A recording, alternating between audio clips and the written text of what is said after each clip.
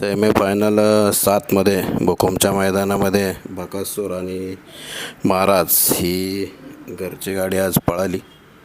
सेमीला जाण्याआधी पावसाला जोरदार सुरुवात झाली होती.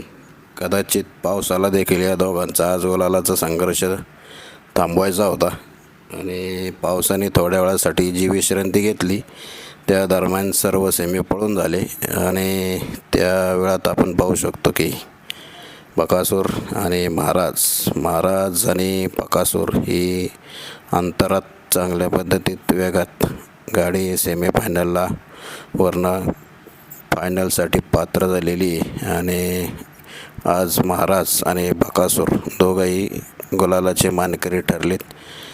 खऱ्या अर्थानं पाऊस देखील सेमीफायनलसाठी थांबला की काय असं म्हणावं लागेल. बकासूर, महाराज आणि सर्व टीमचं मनापासून अभिनंदन.